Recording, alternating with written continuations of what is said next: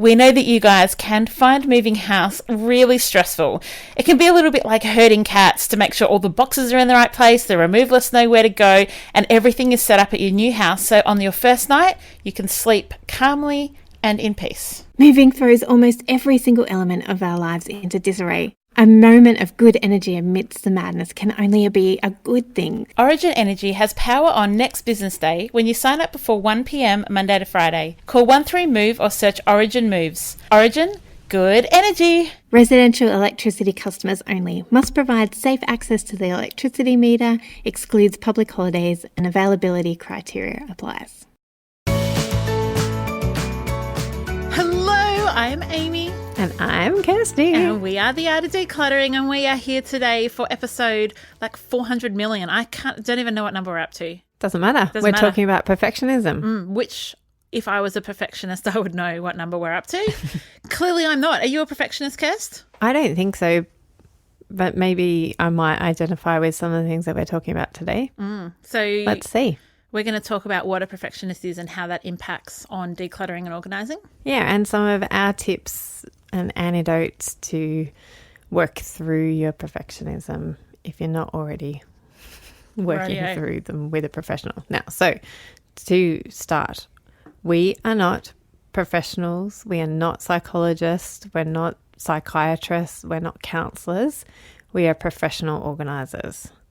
Our area of expertise lies in decluttering and coaching people, and so we get to see the outworkings of perfectionism and how that looks in lots of different people's lives, don't we, Amy? We sure do. And what triggers us when it comes to perfectionism. Yes, because I think that maybe it's a spectrum. It totally is a spectrum, because I'm right down one end. You think you're down one end. Well, let's talk about that further in a minute. So what's it? Can you give us a definition of perfectionism? Yeah, research. Bum, bum, bum. Are we prepared? Perfectionism in psychology is a personality trait characterized by a person striving for flawlessness and setting high performance standard, accompanied by critical self-evaluations and concerns regarding others' evaluations. So you don't identify with anything there? That's not true. I do.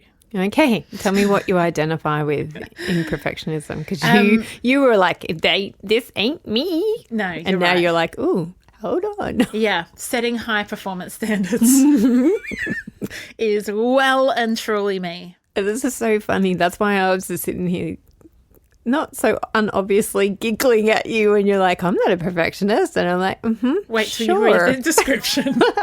What part of that do you... And I don't identify with any of the other things, I don't think. I'm not a critical self-assessor, and I'm not particularly concerned about other people's evaluations, and I don't strive for flawlessness, but I definitely set high performance standards. I'm probably, out of all of them, the critical self-evaluation. Anyway, we did do a little bit of research for this episode, and I came across an article in Psychology Today. It was written this year. It's called The 9 Signs That You Might Be a Perfectionist. So let's see, Amy, if you identify with any of these. And just credit to Elizabeth Lombardo, who's a PhD, who wrote some of these. Yes, she wrote the article. And so, number 1, you think in all or nothing terms. Amy. So something is either right or wrong, good or bad, perfect or a disaster. You tend to think in one extreme or the other, rather than seeing the characteristics of people and situations existing along a continuum. For example, you tend to think she is mean instead of she can sometimes be mean. All right, Elizabeth Lombardo. Yes. All right. Tick for me. What about you? Yes. I reckon you get a tick on that. Yeah, I get a tick in some. Yes, I do. I do that. Yeah. But then I'm also, as we've spoken about, a rainbow child. Absolutely. So I think I do it for me, but when other people are telling me their circumstances, I am 100%. Devil's advocate. Yes, I totally agree with that. So you think in terms of all or nothing with what's going on in your internal world. Yes. But with other people's, the rainbow flies high. Yes. Great. Love it. 2, So listeners, we want you to self-identify too. And so this is another great example of an episode where some people might not think that it applies to them, and it might. Hence me. Yes. So number 2, you think and then act in extremes. Have you ever acted on a sentiment like this more than once? I had one cookie and screwed up my diet, so I may as well eat them all. Is that another laugh from you, Amy? Have you ever done that? I'm not sure. What about you? Yep, I have. I'm much better. So think about it in different from diet, like if there's something else that you can relate that to. Yeah, I'm not sure. I'm not sure on that one. I'm putting a question mark. Okay. So number 3, you can't trust others to do a task correctly. I'm laughing because I'm looking at Amy. I was about to say, you're looking at me. Yeah, so you can't trust others to do a task correctly, so you rarely delegate. Others may see you as a micromanager or a control freak, but you see your actions as just wanting to get the job done right. Yep, big old fat tick for me. You? No. No. Listeners, fat tick or big cross? Yeah. Number 4, you have a demanding standard for yourself and others. You believe in always giving your best and you expect others to do the same. And you are scared to death of looking like a failure. Big, massive tick for you, Amy. Yes. You? No. No. I would never have thought I was a perfectionist. Let's keep going. Yeah. Number 5, you have trouble completing a project because you think there's always something more you can do to make it better. You obsess about sharing your book, your project, meal, invite, business card, website, article, or speech with others. You want to make sure your work is the best before revealing it. This is not you. Big fat cross for me. Yes. Big fat tick for you. No, big fat tick for you. You know how like sometimes we'll be doing something like, oh, I checked it with this person, I sent it to that person for them to look over. Like there's that wanting to get other people's feedback on it. Because you're like, oh, I just want to make sure whereas I'm like, let's just get it out. You're like, no, let's make it the best it can possibly be. No, I don't. Yeah. Okay. So I definitely do want it to be better. And I think that a collaboration will help it be better, but it doesn't have to be 10 people before it gets sent out to the world. So whereas I think, and it doesn't have to be perfect. It just has to be better than you and I can do it. Yes. So whereas so recently the declutter mantra is a great example of this. Yes. Talking to a friend, she was like, so as someone who was a client, is a friend, I'm decluttering with the kids, and we wrote a declutter mantra. I was like, oh, I want to write a declutter mantra too. So I wrote one, created an artwork for it, sent it to Kirst, like, what do you think? Awesome. Hit publish. And like 10 of you got back to me and said there's an apostrophe there where there shouldn't be one. Yeah. So that's where I'm totally not a perfectionist, but I feel like you would have taken the time to either get somebody else to look at it or got feedback on it to make it better. Yes, but I don't feel like I need endless feedback before I send it out. So I think I just stop short of perfectionism in that way. Yep. But agreed. Next, you have trouble. No, I've already read that one. You use the word should a lot. I should do this or they should do that. Maybe common phrase, both out loud and in your head. You have certain rules that you believe and others should follow. And when those rules aren't followed, you are not pleased. What about that? Do you identify with that? Parts of it. Yep. Not all of it, but definitely parts of it. What about you? Yeah. I am growing in this area of shoulds because and we'll talk about that later. But yes, I'm learning not to be living in the shoulds. Mm-hmm. And we'll put a link to these questions in the show notes so you can jump in there and have a look at the article and go through and do what we're doing now and that reflection, and you might be surprised. Number 7, your self-confidence depends on what you accomplish and how others react to you. You strive for excellence and need validation from others to feel good about your accomplishments. What's more, once you've achieved a goal, you quickly move on to the next one. Okay. Me. Do you need the validation though? I need the validation in terms of it adding value, not in terms of people thinking, like saying, hey, that was great, Amy. So does your self-confidence depend on the validation? No, but when you achieve your goal, you move on quickly. Very quickly. You've moved on before you've even finished the goal. Yeah. Whereas I'm probably more the first half. Like my self-confidence more depends on how others react to you, and that is an area that I'm growing in as well. Wow, trying this is not really interesting. to. Yes. Really good. I'm glad that you're enjoying this Our episode. Number 8, you tend to fixate on something you messed up. You may have done something right, but you still focus instead on that one mistake you make. That is a big, big fat tick from me. And a big fat cross for me. Yeah. Gosh, we're so different, aren't we? We Even are. the ones that we're both saying yes, it's like, but the first half. And I'm like, but the second half. Yeah, exactly. Opposites attract, my friend. Okay, 9. This is the last one, peeps. You procrastinate or avoid situations where you think you might not excel. It may seem counterintuitive, but many people who procrastinate or avoid doing something are actually perfectionists. They're afraid they will fail. Their rationale is, I might not be able to do it perfectly, so why bother at all? That is not why I procrastinate. No, me neither. So that crossed from both of us. Yep. That is an incredible 9 points of perfectionism, and I am so surprised. Would you have thought I was a perfectionist before we read through this?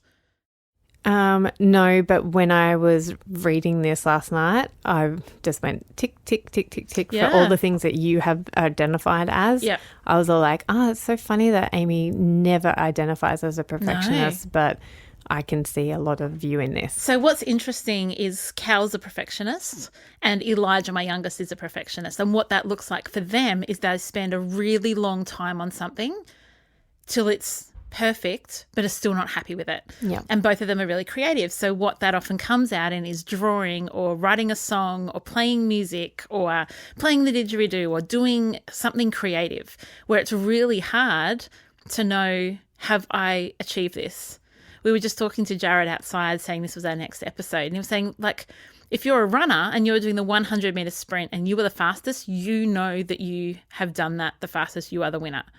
But in the creative arts, in podcasting, in organising, there's no measurable outcome unless you're just going on how you feel, and it's hard. Yes. So we are going to now focus on what we would say to people and what we do say to people when some of these traits of perfectionism pops up, rears its head when it comes to decluttering. Yep. So let's go with the first one. So the first antidote to perfectionism that we've come up with is the perfectionist thoughts. It's like all or nothing.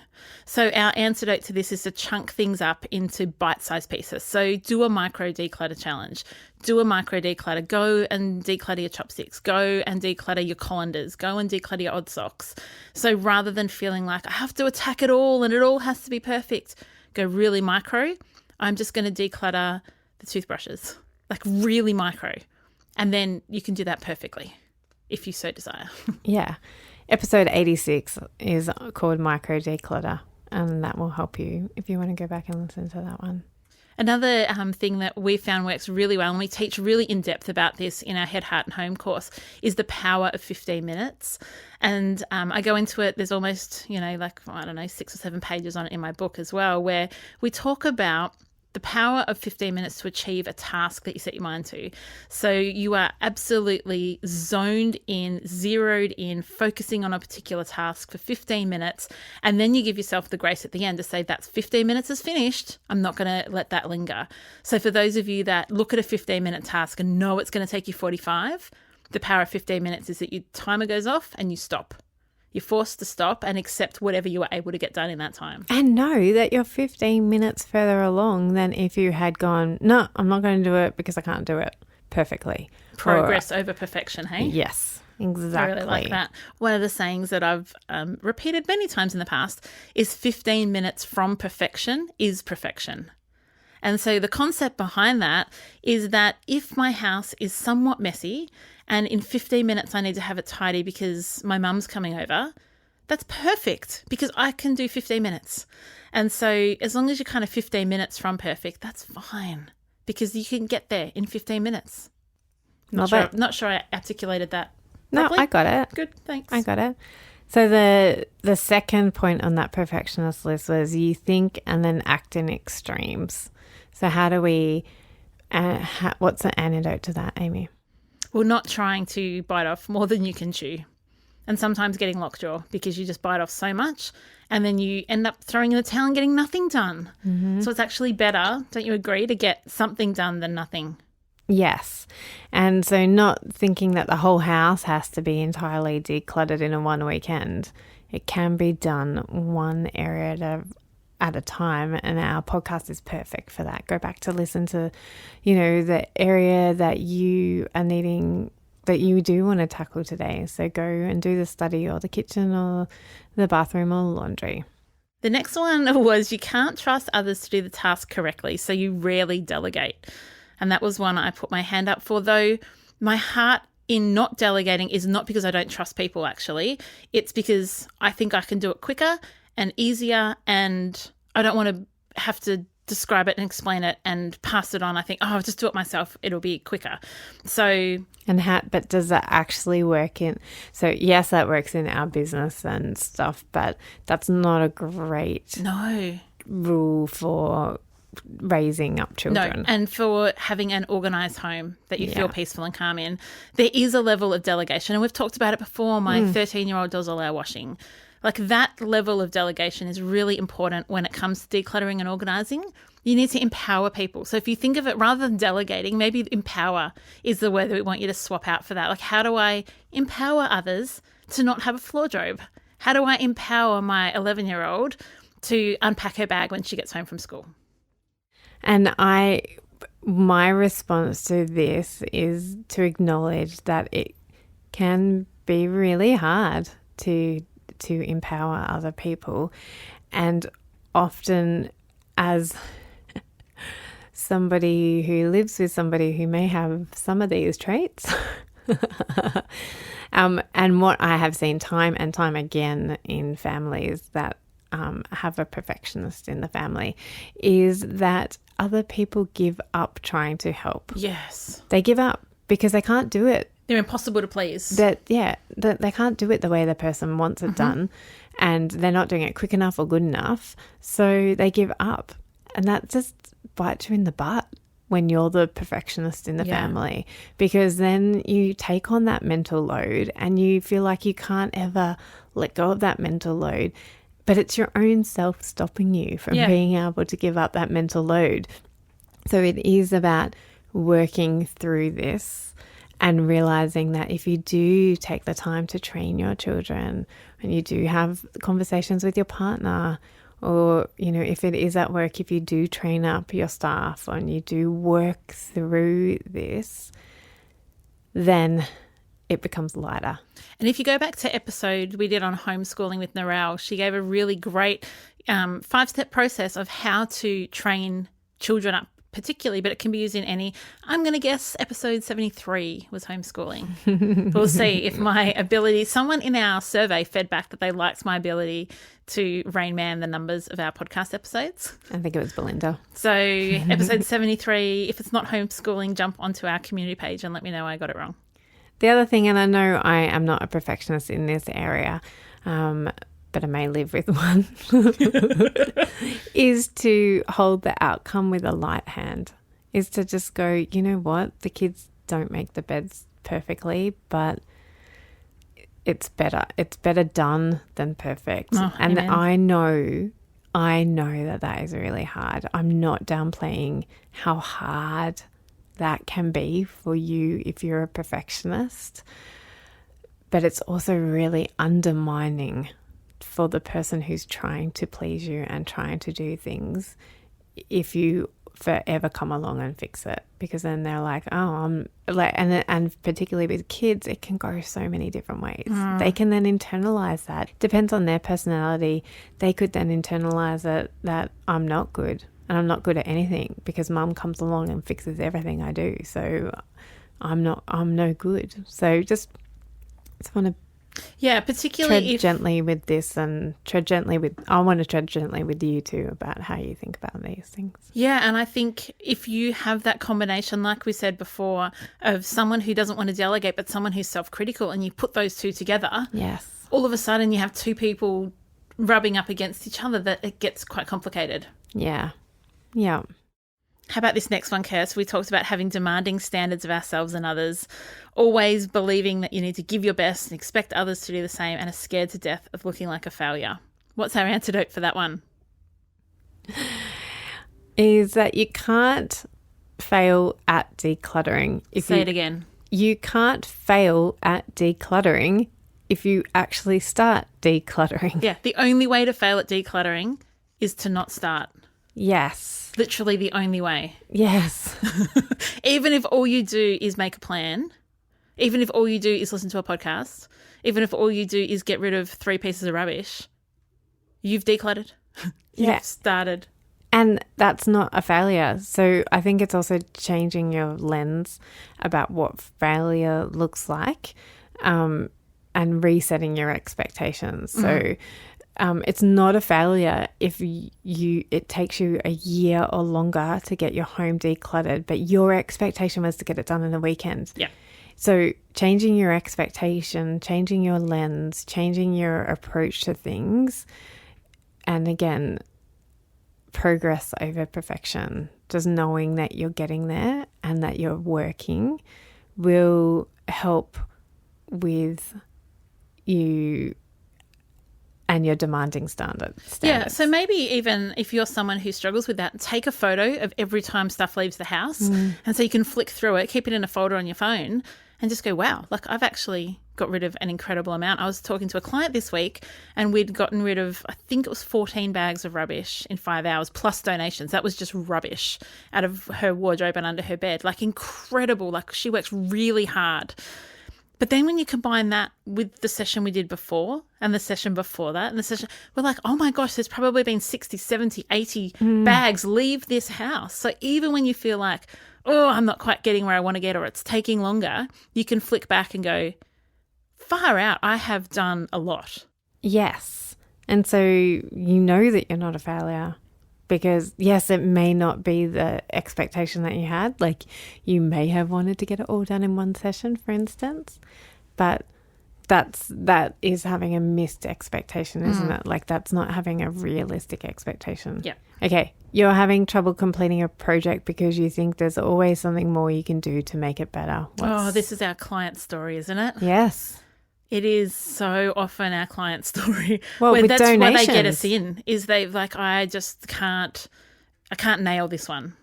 But also, even if you listeners are doing it by yourself, you often get stuck because you're like, no, I won't go to the salvos to drop that donation because I'm sure there'll be more I can collect next week. No, yes, no, and yes. Yes, there might be more stuff to salvos, but just get that stuff out of your house today. You'll feel better. And then, you're going to make another trip to salvos. Correct. Same with listing things online to sell. I'll just gather it all together and then I'll set aside a whole day and I'll just list the whole lot. And then it sits there weeks and weeks. Actually, just list it as you go. Snap a photo, put it online. And you have that momentum of things coming and going rather than feeling like I have to set aside a whole day. No, set aside 45 seconds for this particular item and get it listed. And if you need more help on how to sell things, we have a really short course called Simple, Safe and Successful Online Selling. Just go to our website and you'll be able to find that there. So it is just, for me, it's about just keep moving. So just keep swimming. Just keep swimming. And it doesn't have to be better. Like often we have people going, oh, I need, I need a better solution for this. I need a better toy room solution. Like, and then they feel like they're stuck and they can't move on to the next project because the best solution hasn't come along for the toys yet. I'm saving up for that piece of furniture. So in the meantime, I'm just going to let it be chaos. No, use what you've got. Yeah. Like organize, declutter, use what you've got. And it's an ongoing process. We talked about it a couple of episodes ago where we talked about, what was the episode called? Momentum? No, are we there yet? Are we there? Yeah, that might have been what it was called. But it's a journey, not a destination. Yeah, and we talk about it in episode 55, Death. We talk about Mandy Deep Dive. So one of the things that we suggest for completing a project is that just don't think about it as a completion. Like, so you go and do the toy room or you do the kitchen and you just do your first pass at it. And that's what I love about decluttering and the Mandy Deep Dive in particular, is that your first go is just your first pass. So you go in and you do the kitchen and you may have done an amazing job. You may have gotten rid of so much. You may have even had Amy and I in and we've done, you've got rid of like 50% of your kitchen, let's just say. You can still do a Mandy Deep Dive. You can go back, it may be 6 months later and you go back in and the things that you've said to us or you've said to yourself, no, I definitely will use that. And yet a year's gone by and you still haven't used it. Well, that's the time for a Mandy Deep Dive. So it's also about changing your perspective on when a project is complete. And as Amy said, like we talked about in the Are We There Yet? There's no destination decluttered. No. It's a journey. The beauty of the Mandy Deep Dive is you can always do one. So Kirsten and I do Mandy Deep Dives all the time because we've gone through an area and then we have clients where we go in. This is one of the things I love, Kirst, is we go in and they'll say, oh, we don't need to go through that box. I've already decluttered it. Almost every single session there's an area. I've decluttered that. And I'll say, why don't we go through it together? Because I think you'll be surprised how much more you'll let go of when you have accountability and someone here asking you helpful questions. I had it happen a couple of days ago. I don't remember what day of the week it was. She said, I've been through this box. It's fully curated. And I said, can you just humour me? We kept not one thing. And she was in hysterics. I was in hysterics. And she's like, but I went through that box. I said, yes. And when you did go through that box, that was good. The first pass. What you did was really good because it enabled you to get to this point. Yes. And you could let go of that stuff because there were questions to be asked and there were other things. And it just made me laugh because that's what happens all the time. And I think the other antidote to this one is just having grace for yourself. Like, just congratulate yourself when you have, just start, do it, and have grace for yourself that it's not perfect. And I know that's really easy for me to say because I don't, identify as strongly in all 9 of these areas. But trust me, it works. And I am a work in progress. So we are. Yeah. We obviously love podcasts and we love our community. So it was so good when one of our precious community members, Mandy, started her amazing podcast that's been changing our lives as much as we hope it impacts yours. 2 Peas in a Podcast, spelt TOO, has grown our love and empathy for others in ways that we could not have imagined. It's hosted by 2 amazing mums, Mandy and Kate, who both have twins with disabilities. And it is a raw, honest and vulnerable conversation with each other and with members of their community about the highs and the lows, the joys and the grief of their lived experience. We highly recommend this podcast to parents with kids who are disabled both physically and intellectually, but we also recommend this podcast to every single person we meet and therefore to you as well. If you live and breathe and interact with others in this beautiful existence on this planet, then this podcast will help you to do this with more love and empathy for everyone you meet. You're going to laugh hard and cry hard with these 2 magnificent women, and we guarantee that you will fall in love with them just like we have. Check out 2 Peas in a Podcast wherever you listen to podcasts. The next one is you use the word should a lot. Should do this, should do that, they should do this, they should do that. So what's a common antidote we could use for that one, Kirst? To let go of the shoulds. Let it go. Let it go. Get your Elsa on. You don't owe anybody anything. I forgot to mention that. I should have mentioned it in our other episode. Anyway, including yourself. You don't owe yourself anything either. So there is no shoulds in the world of decluttering.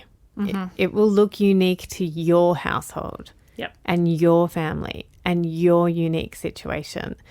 So you don't need to compare yourself with anybody else, and you don't need to say, oh, but it should look like this, or I should be able to do it in 45 minutes and it's taken me 4 hours.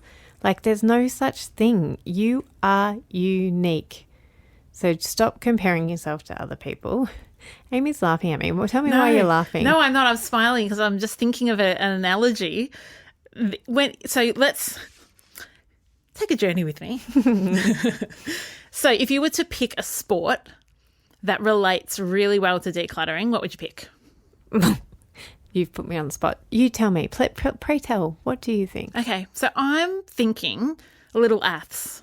Because Little Aths is a sport where you compete against yourself. Yeah. So even though you're running a race with other people and you're competing in, I'm doing air quotes, with other people, you're running the same track, you're heading to the same destination, you've come from the same place, you're being cheered on, you're wearing a similar uniform, blah, blah, blah, blah, blah.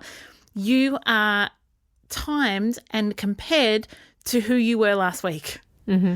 And that's what decluttering is like. We're all on that same journey. We're all heading to minimalism and intentional living. Some of us are further ahead than others, but it doesn't matter because you're only compared to who you were last week.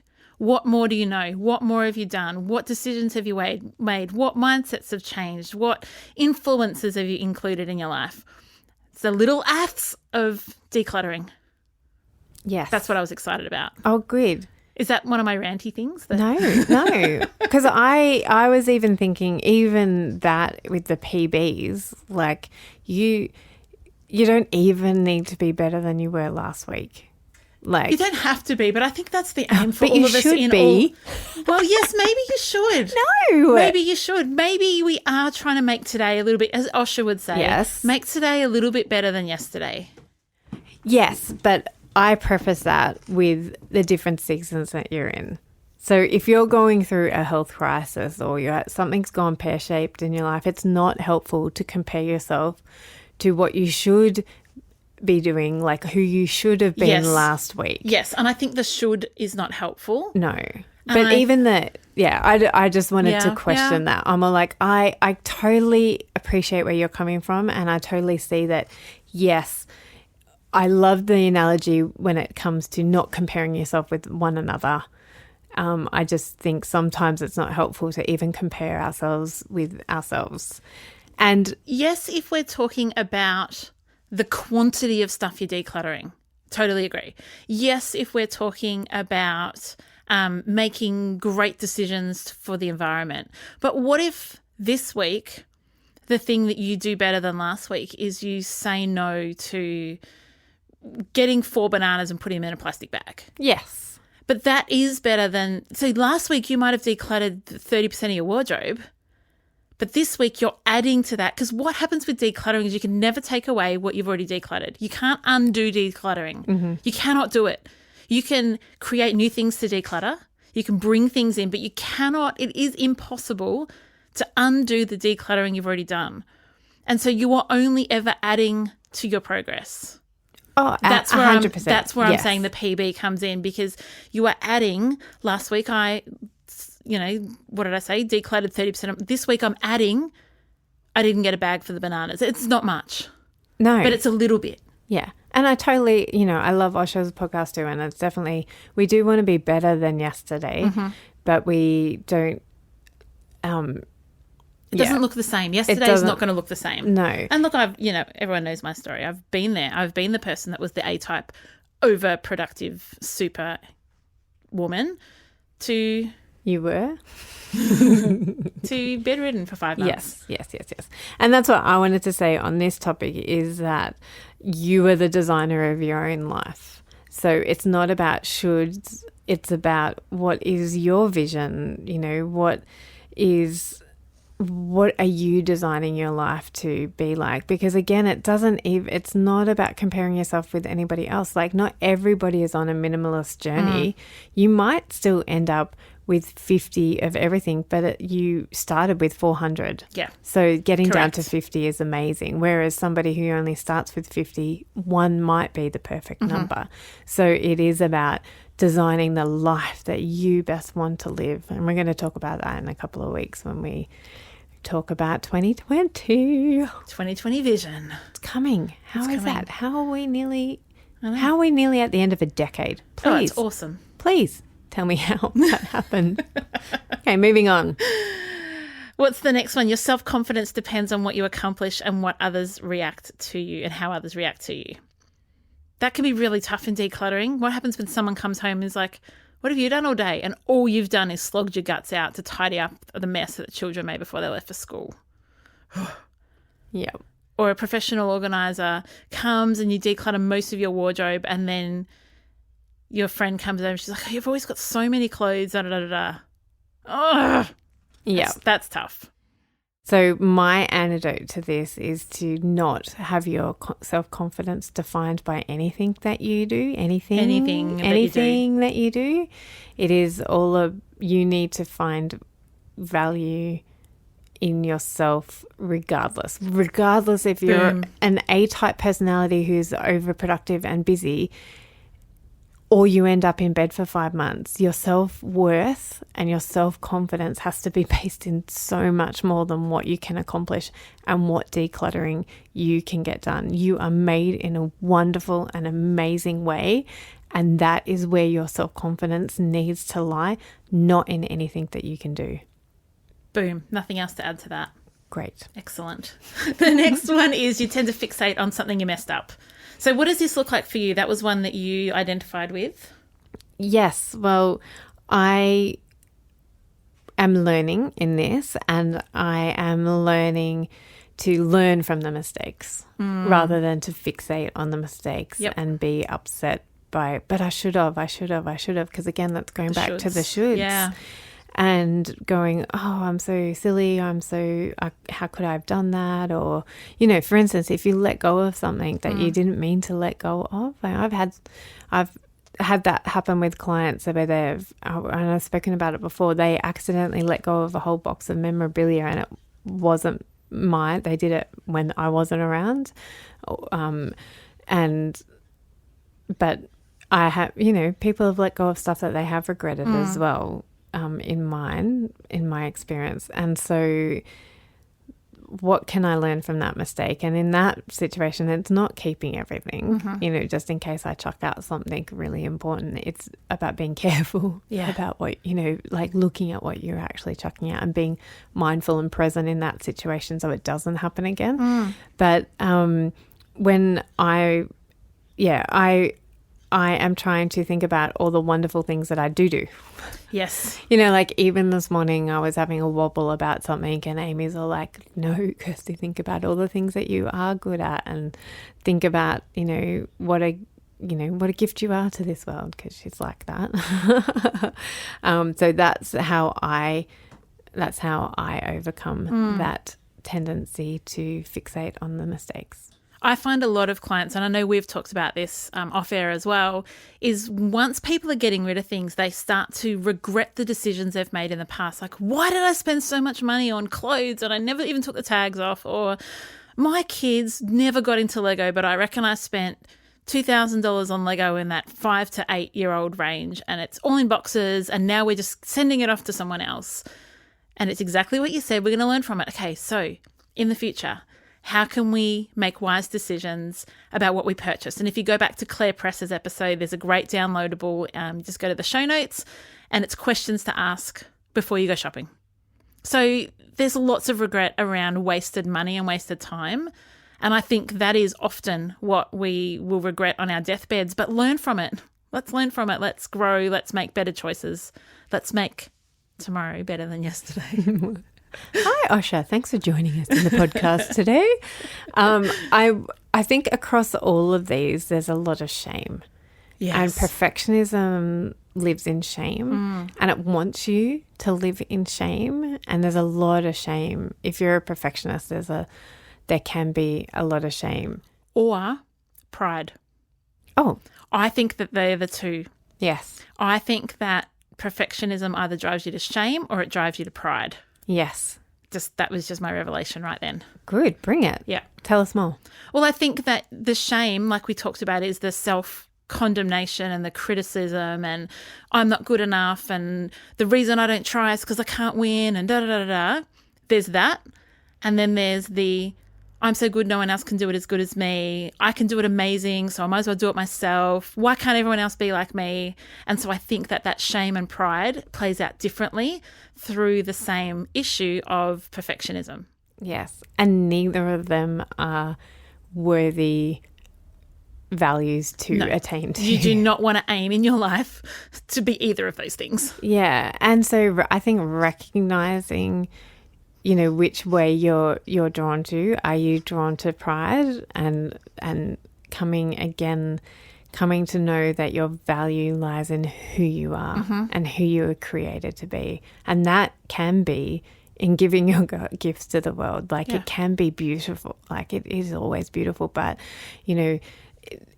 from a perfectionist point of view, it can be that I was created to make a great podcast, and I don't need to be prideful of that. Yeah. But I don't also... That's confidence, not pride. Yeah, I also don't need to undermine that and go, oh, no, it's just a, little thing that I do and it doesn't change any like to be fake humble about it. It's about having the right measure. Love it.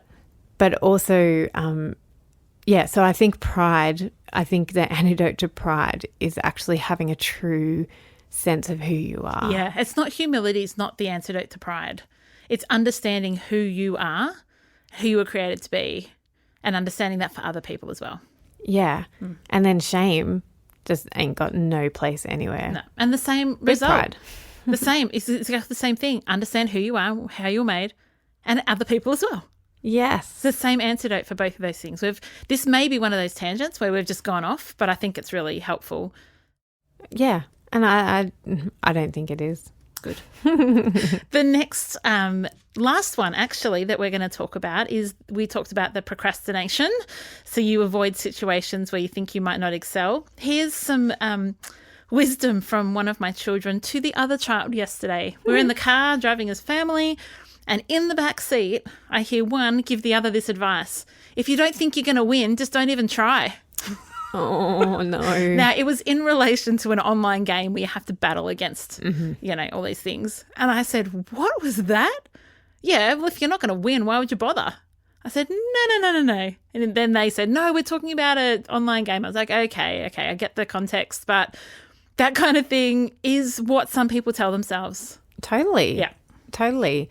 And I would say to that is just do it anyway. Yes. And just do it now. Yep. When it comes to decluttering, so I'm not gonna even start, Amy, because I'm gonna fail at it. I know it's not gonna look like the Joneses, and I need all these things to start. I don't have a perfect linen cupboard, so I can't declutter the towels. Yeah. I don't have a storage system for the kids' toys, so I can't declutter the toys. Yeah, I don't have time. I don't have the right solution. I don't have, all the things. And a lot of the time it is based in that fear of failure. Yeah. Just do it. Just do it. Just do it anyway. Put your big girl pants on, take a deep breath, and do it. Even if you suck at it, just do it. Yeah, because practice gets improvement. Gets you to progress. Like practice makes progress. Is that the same? Yeah. Not perfect? Yeah. Practicing not getting it perfect will actually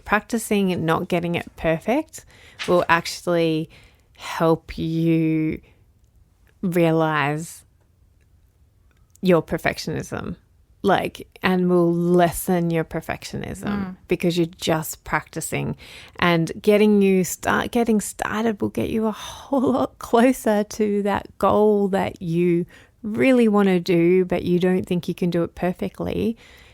Doing it, just starting, just do it, do the micro declutter, get somebody else to come alongside you and help you, whatever it takes, without procrastinating, will get you a whole lot closer to your end goal.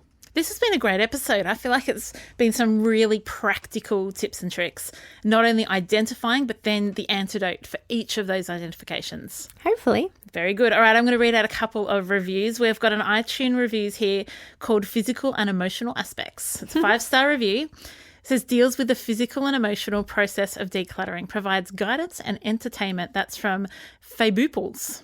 I'm pretty sure that's how I say that. And I'm just going to read one more. We got so many reviews in the last 8 weeks that we're going to read like multiple reviews every episode because you guys rock. So thank you so much. This one's from Karli78 on iTunes. It's a 5-star review titled Decluttering Can't Be Any Easier Than With the Art of Decluttering. I just wanted to say thanks. Over the past couple of weeks, I began listening from the beginning. I'll be honest, I've always thought I'm fairly organised, yet now I've begun to focus on the function of my spaces as much as the decluttering. My aha moment was listening to sentimental items today. It's funny how when you're open to learning, the teacher arrives. How good is that? Oh, thank you, Karli. And Faibuples? Yeah, Faibuples. Faibuple. Yeah. Thank you so much for listening this week. We hope that you have an amazing week coming up. Don't procrastinate. Don't be perfectionist and just get it done. And know that we know it's not as easy as just do it. Like, just don't be a procrastinator. Don't be a procrastinator. That too, but don't be a perfectionist. No. Sit with this episode and sit and think about what it is that you have what has come up to the surface for you today, and sit and process it and let us know what you think. And we would love to hear more from you over on our Facebook community, and let us know what your aha moments were and how you're going to be better than yesterday. See ya. Bye. Thanks for joining us. If you've learnt something awesome today, we'd love you to leave us a review on iTunes or Facebook so others can find our podcast too. Don't forget you can see the show notes in your podcast app or over at our website, artofdecluttering.com.au. So if there's anything you want more info on, check it out there. If you'd like to join our supporter community, you can do so over at patreon.com/theartofdecluttering. We hope you have a great rest of your day and enjoy the freedom.